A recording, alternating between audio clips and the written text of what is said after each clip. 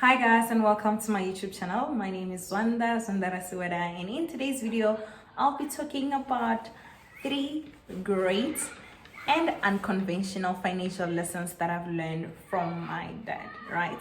I actually believe that some of the best advices and some of the best lessons that we have learned are actually from our parents, right? So in the way we have seen them navigate in their own lives, you get some wisdom, you get to adopt some things which you see that this can actually benefit you, right? So in today's video, like I mentioned, I will highlight 3 that I've seen my dad do that has helped me in my own life.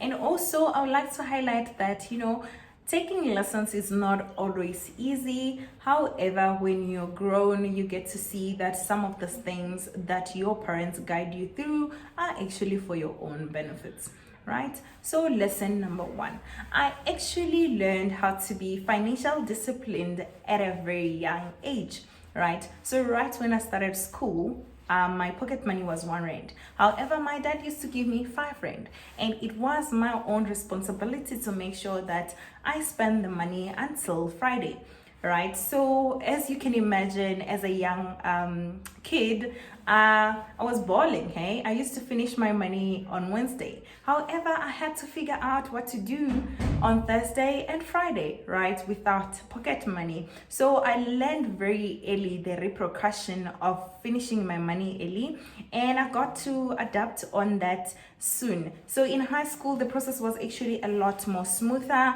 I could actually save some of that money and buy things which I thought my parents wouldn't give me money for, and use it for other things, right?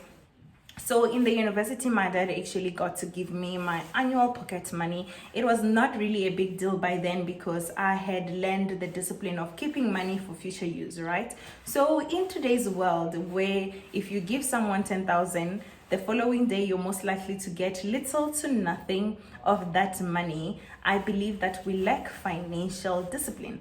And financial discipline is at the core of financial management. So if you want to manage your finance very well and be financial stable and have financial freedom, you gotta learn that financial stability. I'm grateful to have learned it through this way because it was much easier to adopt over the time, and now I can actually say that I can keep any amount without being shaken to have to spend it tomorrow. So lesson number 2, you need to save and invest to that which is your priority, right? So when I was young, my dad was what I used to call stingy, right? One incident that I remember very vividly was when I needed a Mr. Price school bag.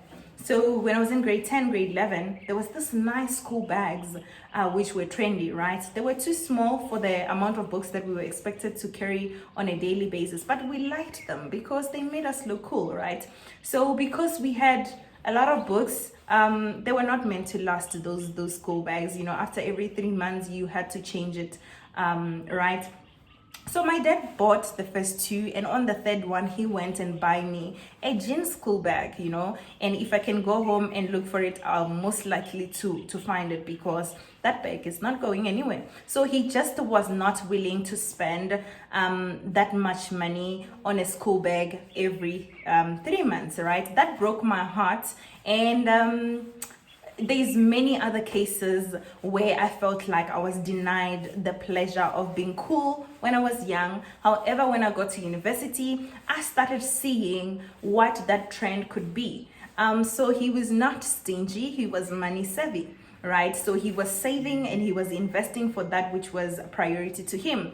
And one thing in particular that he was saving for was our education, me and my siblings' education. So right when I was in first year, I used to see people complaining about not knowing where they're gonna get the fees for their education, who's gonna pay for their fees.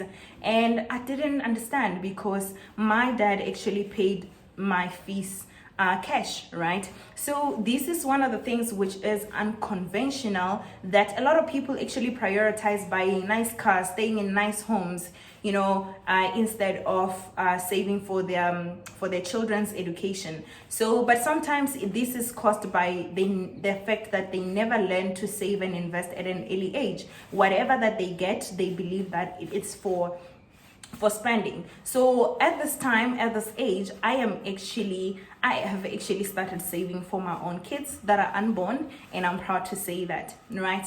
So lesson number 3: you are never too late to go after your dreams, right? So I learned that some people's breakthrough will come sooner and some people's breakthrough will come later. So I would say that my dad's success in business came after 50, right? And some people can call that late. However, he got to enjoy that which was supposed to be his, right? So my dad wanted to be in business for a very long time. However, he didn't want to get in debt, so he wanted to accumulate enough capital for himself to start the business, right? And that took long. However, when he got that capital, he managed to start a business, and because he was older, obviously he was wiser, and the business was successful, and it enabled him to start other business. So this is an amazing lesson, especially at this time of my life, because